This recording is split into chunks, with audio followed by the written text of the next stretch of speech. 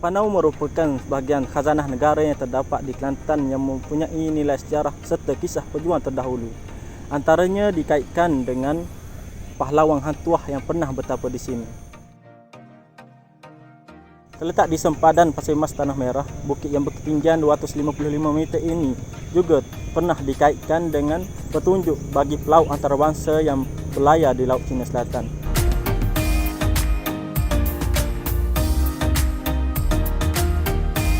Perkembangan mutakhir ini, Bukit Panau dikenali sebagai lokasi pendakian santai untuk aktiviti rekreasi dan sukan lasak.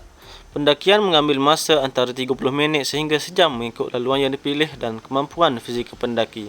Apapun, kebanyakan aktiviti pendakian dilakukan melalui jalan yang disediakan untuk sampai ke puncak.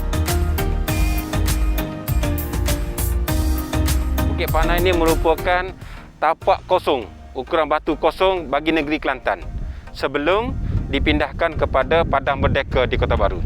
Di atas bukit sana, kalau kita lihat di atas bukit sana, ada satu batu yang merupakan tanda kosong bagi ukuran bagi negeri Kelantan ini. Kosongnya bermula di Bukit Panau ini. Sejarah daripada Bukit Panau ini adalah, kalau kita baca sejarah macam-macam. Sejarah dari sudut pertapaan ulama-ulama terdahulu dan juga persilatan dahulu, dan juga raja-raja yang dahulu, termasuk Puteri Sadong, Cik Siti Wang Kembang dan sebagainya. Kita lihat bagaimana kalau dari sudut sejarahnya Wali Songon, Hang Tuah yang datang ke sini ni, sebab dia daripada laut masuk ke Sungai Kelantan, dan daripada Sungai Kelantan dia ada anak sungai, dia panggil Sungai Dulang. Sungai Dulang ni terus sampai ke bukit ni. Jadi bukit ni. Dan sebab itulah sejarah ini orang tak boleh nak nafikan. Sebab bila dikaji, ini adalah laluan-laluan. Sebab perjalanan dia. Dan yang pentingnya, bukit ni mungkin antara bukit yang awal daripada muara Sungai Kelantan ini, menyebabkan mereka terus singgah di sini. Menyebabkan di sini dah letaknya batu yang pertama bagi negeri Kelantan ini dahulu, sebagaimana saya sebutkan tadi, dan merupakan tempat tumpuan.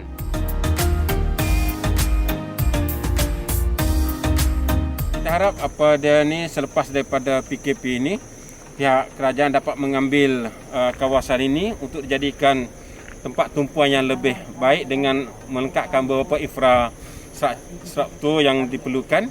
Dan kita juga telah mengangkat beberapa cadangan-cadangan daripada kita dah tubuhkan satu NGO untuk menguruskan pelancong-pelancong yang nak naik ke bukit. Yang kita ada satu NGO di sini yang ditugaskan untuk membantu pelancong-pelancong. Mereka ni adalah free saja. Kita tidak cah pelancong ini.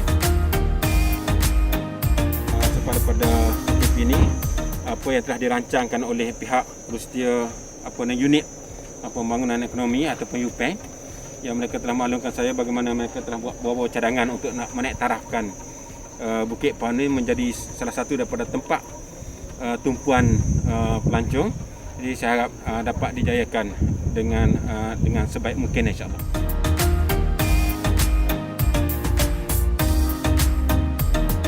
Sesuatu yang istimewa dan menarik apabila berada di puncak, kita boleh menyaksikan pemandangan perkampungan sekitar bermula dari Tanah Merah, Macang dan juga Pasir Mas.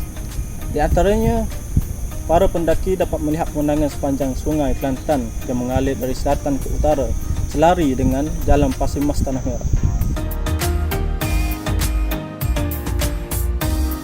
Mereka yang ingin mendaki Bukit Panau dinasihatkan bermula awal pagi. Jika bernasib baik, berpeluang menikmati pemandangan awan kapek dari puncak Bukit Panau. Di samping boleh menyaksikan cahaya matahari yang sedang naik dari ufuk timur. Namun, tidak ramai mengetahui di puncak Bukit Panau ini juga menjadi tempat berlepas untuk sukan paragliding. Sukan ekstrim ini mula diperkenalkan pada tahun 2008 dengan ketinggian 255 meter dari atas laut, menjadikan puncak Bukit Panau sebagai lokasi aktiviti rekreasi udara.